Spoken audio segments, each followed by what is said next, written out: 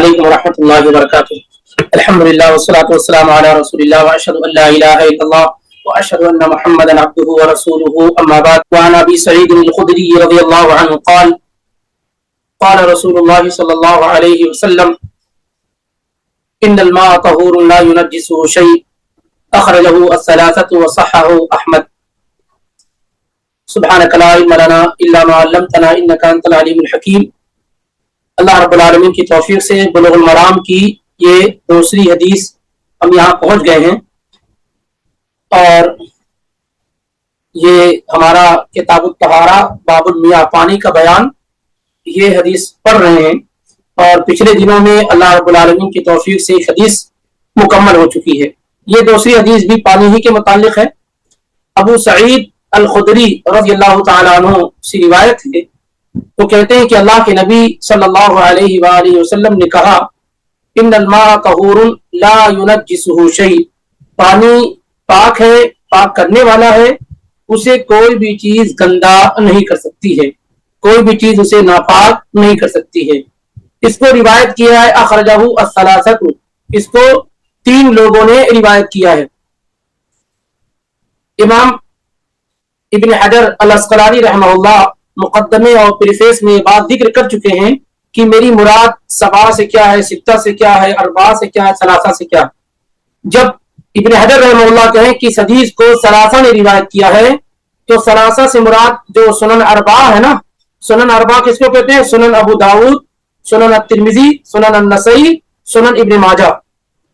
یہ 4 سنن کہلاتی ہیں. سنن ابو داؤد، سنن الترمذی، سنن نسائی، سنن ابن ماجہ. تو جب کہا جائے کہ اخرجہ الثلاثہ، اس کو 3 لوگوں نے روایت کیا ہے تو اس سے مراد ابن ماجہ کو چھوڑ کر کے باقی 3 لوگ ہوتے ہیں. ابن ماجہ کو چھوڑ کر کے باقی 3 لوگ یعنی کون؟ امام ابو داؤد، امام ترمذی اور امام نسائی. یعنی سنن ابو داؤد، سنن الترمذی، سنن النسائی. تو اس حدیث کو امام ابو داؤد نے، ترمذی نے، نسائی نے روایت کیا ہے اور امام احمد بن حنبل رحمہ اللہ نے اس حدیث کو صحیح قرار دیا ہے. تخریج الحدیث اگر ہم دیکھتے ہیں تو بلکہ اس سے پہلے ہم ابو سعید الخدری رضی اللہ تعالیٰ عنہ کا تعارف پڑھتے ہیں، پھر اس کے بعد حدیث کی تخریج اور حدیث کا حکم اور اس کے بعد حدیث کے اندر جو مسائل ہیں اس سے پڑھنے کی کوشش کرتے ہیں. تو اس حدیث کو بیان کرنے والے ابو سعید الخدری رضی اللہ تعالیٰ عنہ. اس سے پہلے جو صحابی کا ذکر ہوا پہلی حدیث کے اندر وہ کون تھے؟ ابو ہریرہ الدوسی رضی اللہ تعالیٰ عنہ. آج کی حدیث بیان کرنے والے حدیث نمبر 2، ان میں جس صحابی کا ذکر آ رہا ہے وہ بڑے مشہور صحابی ابو سعید الخدری. ابو سعید یہ ان کی کنیت ہے، ابو سعید یہ کنیت ہے. اور الخدری جو ہے، خدر اصل میں انصار کا ایک قبیلہ تھا، جیسے انصاری ایک قبیلہ ہے نا، تو اسی میں ایک شاخ تھی خدر کے نام سے، اسی کی طرف منسوب ہو کر کے خدری کہلاتے. ابو سعید الخدری الخزرجی الانصاری الخدری، ابو سعید الخزرجی الانصاری الخدری. ان کا نام تھا سعد بن سنان. سعد بن سنان یہ ان کا نام ہے اور ابو سعید الخدری کے نام سے مشہور اور معروف ہیں. غزوہ احد کے موقع پر یہ چھوٹے ہو گئے تھے، اس لیے جنگ میں شریک نہیں، یعنی کم عمر تھے، اس لیے ان کو جنگ میں شرکت کی اجازت نہیں ملی. اور اس کے بعد 12 غزوات میں اللہ کے نبی صلی اللہ علیہ وآلہ وسلم کے ساتھ رہے. امام ذہبی رحمہ اللہ ان کے بارے میں کہتے ہیں کانا من علماء الصحابہ، یہ علماء صحابہ میں سے تھے، یعنی وہ علماء، وہ صحابہ جو عالم تھے ان میں سے ایک تھے. وممن شہد بیعت الشجرہ، اور بیعت رضوان جس کو کہتے ہیں.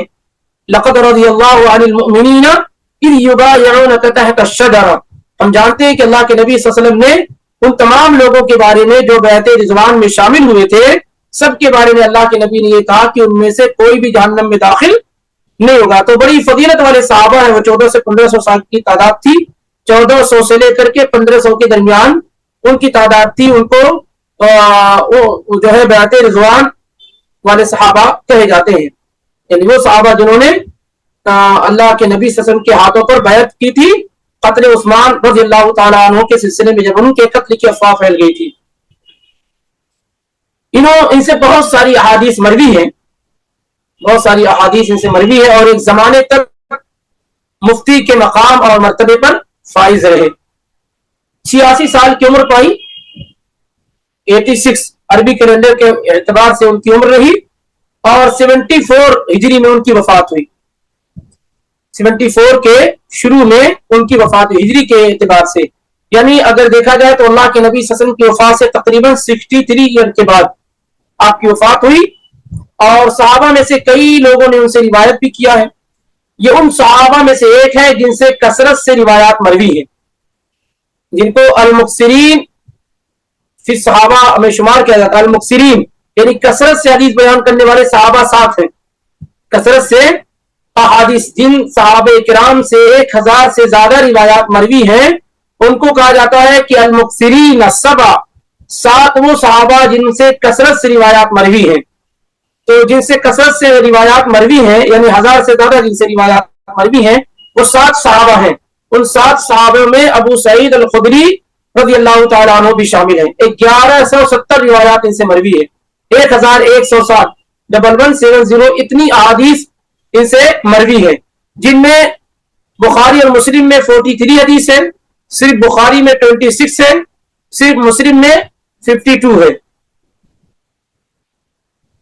اور یعنی بخاری اور مسلم میں 43 ہے، صرف بخاری میں 26 ہے، صرف مسلم میں 52 ہے. اور اگر بخاری اور مسلم دونوں کو ملا لیا جائے تو تقریباً 84 حدیث ہو جاتی ہے، 84 حدیث ہو جاتی ہے. 7 جو صحابہ ہیں جن سے کثرت سے روایات مروی ہیں، اس سے پہلے ان کا نام ذکر کیا جا چکا ہے، لیکن پھر بڑی تیزی کے ساتھ ذکر کیا جاتا ہے تاکہ آپ کے ذہن دماغ میں بات بیٹھ جائے.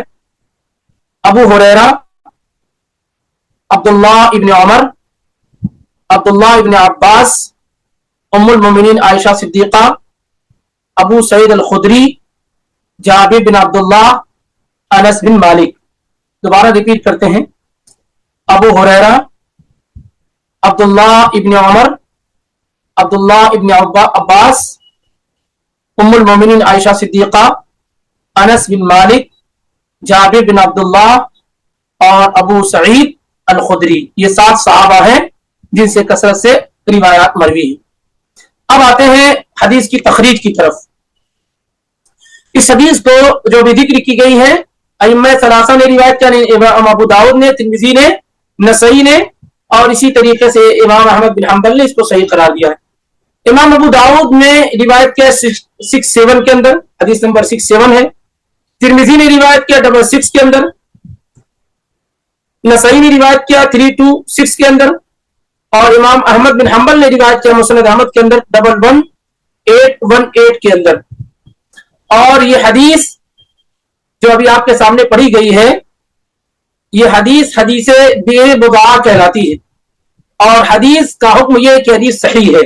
الحدیث صحیح، حدیث یہ صحیح ہے، اور اس کو صحیح قرار دیا ہے امام احمد بن حنبل نے، یحییٰ ابن معین نے، ابن حزم نے، ابن حبان نے، امام الحاکم نے، امام ابن خزیمہ نے، امام ابن تیمیہ نے، نووی نے، بغوی نے اور البانی نے رحمہم اللہ. ان تمام لوگوں نے اس حدیث کو صحیح قرار دیا ہے، اور امام ترمذی نے اس حدیث کو حسن قرار دیا ہے.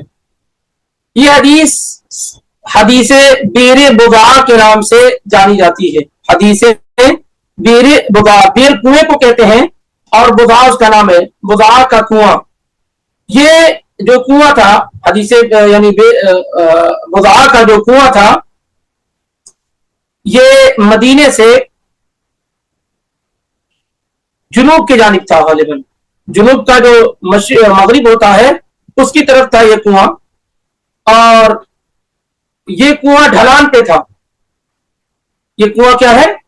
ڈھلان پہ تھا. یعنی کوئی چیز ایسی ہوتی تھی جو تیز ہوائیں چلی یا بارش آئی تو وہ کنویں کے اندر داخل ہو جاتی. بڑا مشہور اور معروف کنواں تھا. ابھی یہ کنواں مسجد نبوی کے احاطے میں شامل ہو گیا ہے. یہ کنواں کیا ہے؟ مسجد نبوی کے احاطے میں شامل ہو گیا ہے، اور اس کنویں کے اندر پانی بہت زیادہ تھا، چوڑائی بھی اس کی بہت زیادہ تھی، اور یہ تقریباً انسان کے ناف تک اس میں پانی موجود تھا، انسان کے ناف تک پانی موجود تھا جب پانی زیادہ ہوتا، اور جب پانی کم ہوتا تو اس سے نیچے ہو جاتا تھا۔ اور اس کو اہتمام کیا گیا ہے، امام ابو داؤد نے اس حدیث کو بیان کیا ہے، تو امام ابو داؤد نے اس کنویں کو ناپا، یعنی 300 سال تک یہ محفوظ تھا، اور امام ابو داؤد نے اس کنویں کو اپنی چادر کے ذریعے سے ناپنے کی کوشش بھی کی ہے۔ یہ جو حدیث ذکر کی گئی ہے یہ اصل میں اس کا پس منظر ہے، ایک لمبی روایت ہے، اور اسے پڑھ لیں گے تو بات کو سمجھنے میں آسانی ہوگی۔ حدیث اس طریقے سے ہے کہ اللہ کے نبی علیہ الصلوۃ والسلام سے پوچھا گیا، انتوضا من بئر بضاعہ، کیا ہم بضاعہ کنویں سے وضو کر سکتے ہیں؟ کیا ہم بضاعہ کنویں سے وضو کر سکتے ہیں؟ وَهِيَ بِئْرٌ يُطْرَحُ فِيهَا الْحِيَضُ وَلُحُومُ الْكِلَابِ وَالنَّتْنُ، اور یہ وہ کنواں ہے جس میں حیض کے کپڑے اور اسی طریقے سے کتوں وغیرہ کے گوشت اور گندگی ڈالی جاتی ہے، چلی جاتی ہے۔ تو اللہ کے نبی، یعنی ایسا کنواں ہے جس میں اس طرح کی چیزیں کبھی کبھار چلی جاتی ہیں، تو کیا ہم اس کنویں سے وضو کر سکتے ہیں؟ تو اللہ کے نبی علیہ الصلوۃ والسلام نے اس کے جواب میں فرمایا، الماء طہور لا ينجسه شیء، پانی پاک ہے، اسے کوئی بھی چیز گندا نہیں کر سکتی ہے، پانی پاک ہے، اسے کوئی بھی چیز گندا نہیں کر سکتی ہے۔ یہ پوری حدیث ہے۔ طہور کا معنی اس سے پہلے ذکر کیا جا چکا ہے، مبالغہ کا صیغہ ہے، جس کا مطلب ہوتا ہے کہ بذات خود پاک ہونا اور دوسرے کو پاک کرنا، بذات خود پاک ہونا اور دوسرے کو پاک کرنا۔ نجسہ ینجسو کے معنی ہوتے ہیں، یہ طہورہ کی ضد ہے، یعنی نجاست، گندگی، ناپاکی، جیسے پیشاب پیخانہ وغیرہ ہے۔ یہ اس حدیث سے یہ معلوم ہوتی ہے کہ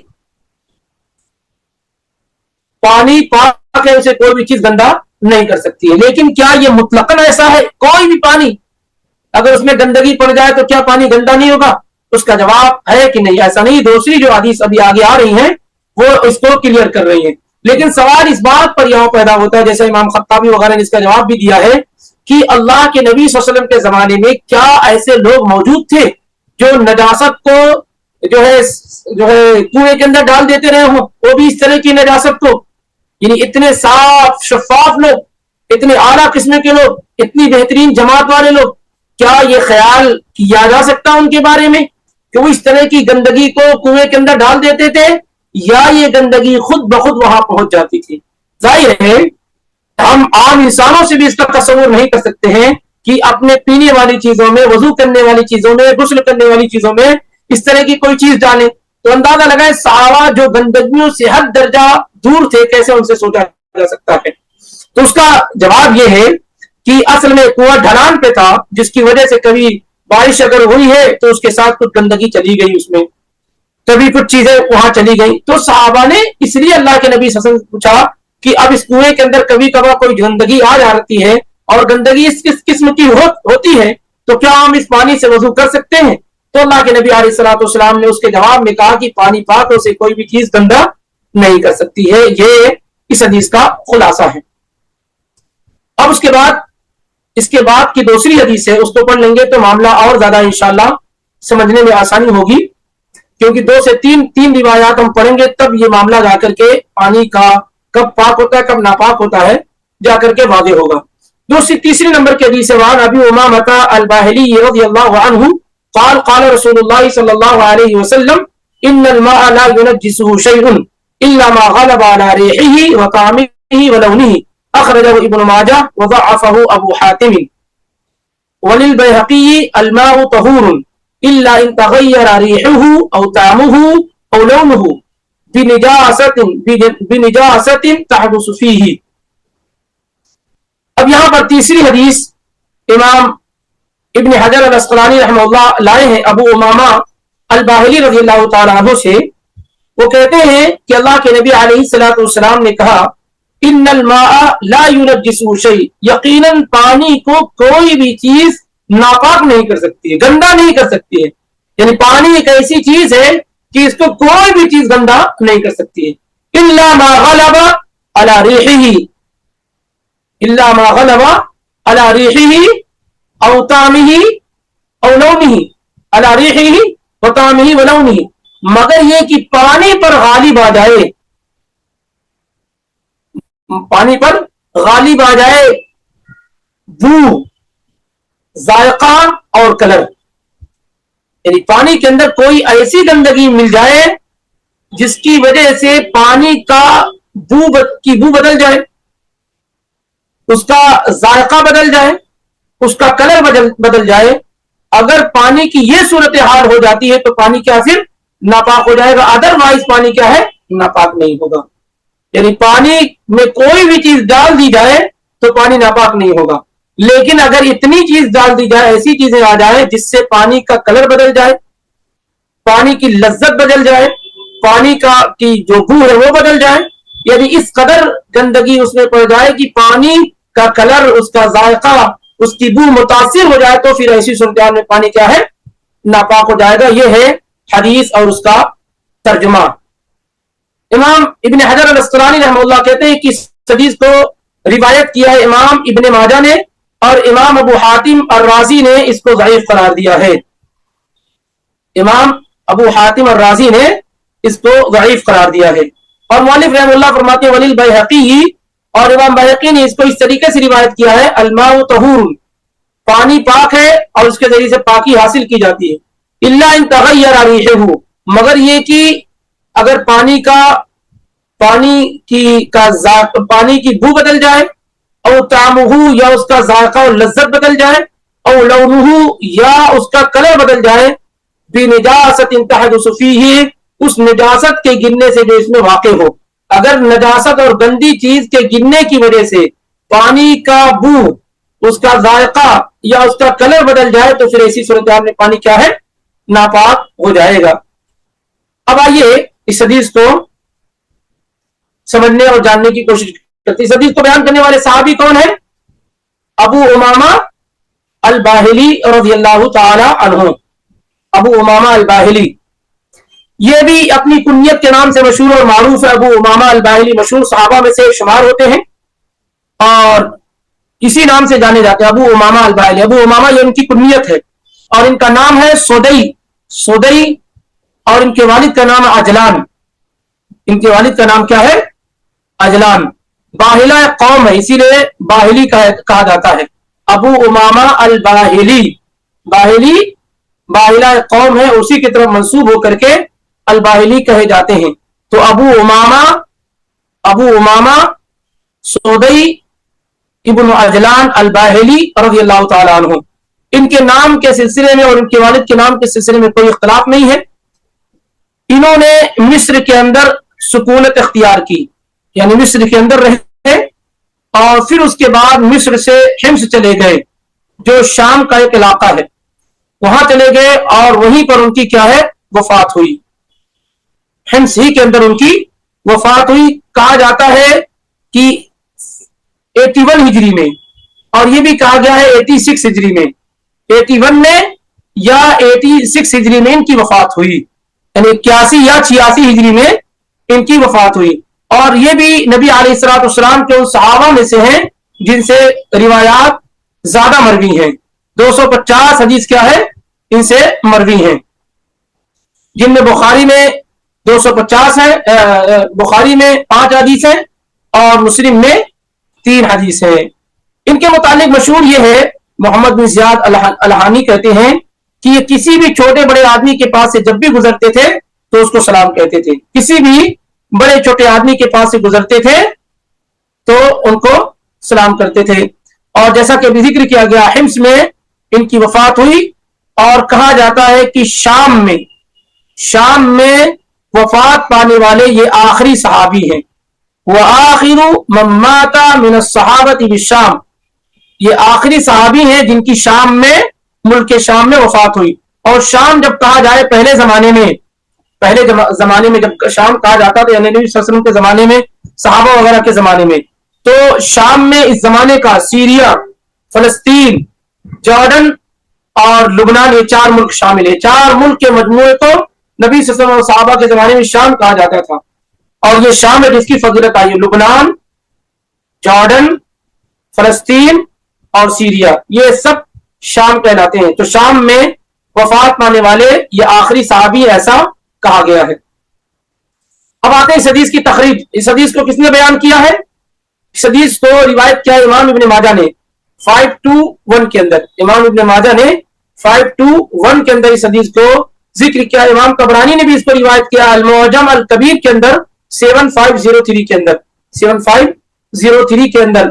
لیکن آپ دیکھیں کہ امام ابن حجر رحم اللہ نے کیا کہا؟ وضعفہ ابو حاتم. ابو حاتم رحمہ اللہ نے اس حدیث کو ضعیف قرار دیا ہے. ابو حاتم بہت بڑے امام گزرے ہیں، الامام الحافظ الکبیر. امام زیبی نے ان کے بارے میں کہا بہت بڑے امام. محمد بن ادریس ان کا نام تھا، اور یہی نام امام شافعی کا بھی تھا.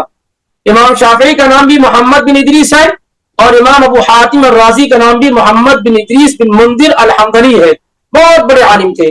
195 ہجری میں پیدا ہوئے اور 277 ہجری میں ان کی وفات ہوئی. 82 ایئر کی عمر میں، یعنی 82 سال کی عمر انہوں نے پائی. انہوں نے اس حدیث کو ضعیف قرار دیا ہے. ضعیف قرار دینے کی وجہ کیا ہے؟ اس حدیث کے اندر ایک راوی آتے ہیں، رشدین نام ہے ان کا، رشدین بن سعد. رشدین بن سعد یعنی چین آف نریٹر میں ایک راوی آتے ہیں رشدین بن سعد. اور امام نووی نے کہا اتفق المحدثون علی تضعیفہ. تمام محدثین متفق ہیں کہ یہ راوی کیا ضعیف ہے. اس سے پہلے بھی صحیح حدیث کی تعریف میں ہم لوگوں نے کیا پڑھا تھا کہ راوی تام الضبط ہو، مضبوط حافظے والا ہو، اور اسی طریقے سے عادل ہو. اور یہاں پر یہ جو راوی ہیں رشدین بن سعد یہ ضعیف راوی ہیں، اور محدثین کا کیا ہے اس پر اتفاق بھی ہے کہ یہ ضعیف راوی. اس وجہ سے الماء طہور، یہ تو بات واضح ہے، یا ان الماء طہور لا ينجسه شيء، پانی پاک اسے کوئی بھی چیز گندا نہیں کر سکتی. اس سے پہلے کی روایت میں بھی ہے. لیکن یہ جو کلر اور بو اور ذائقے والی بات کی گئی ہے نا، یہ جو حصہ ہے یہ صحیح حدیث سے ثابت نہیں ہے.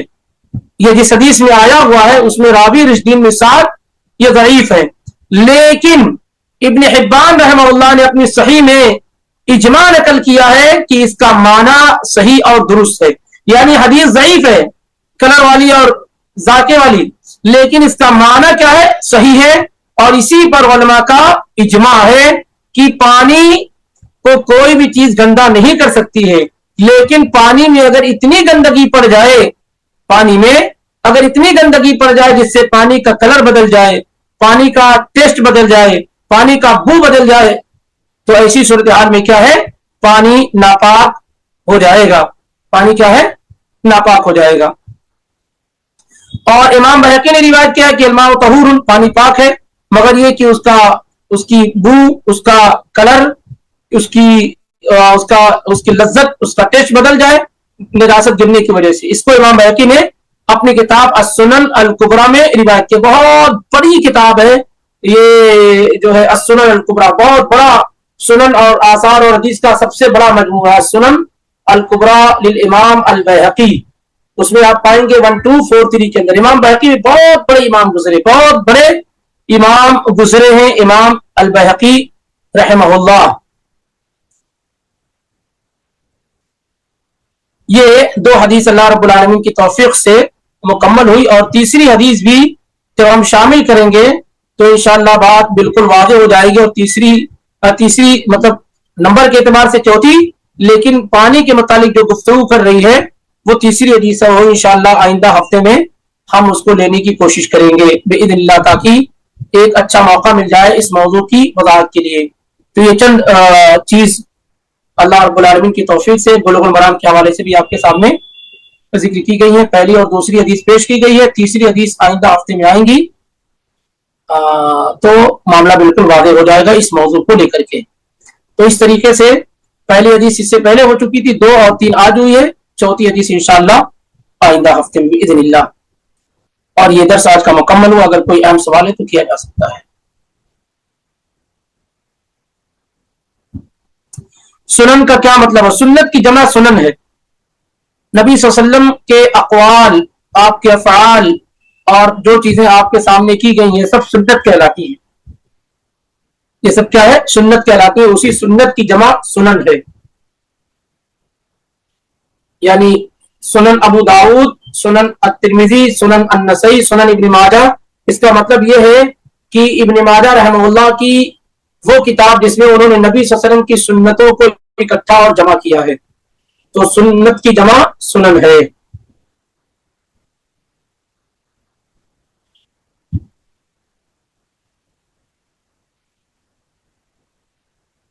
چلیے انشاءاللہ پھر ملاقات ہوتی ہے.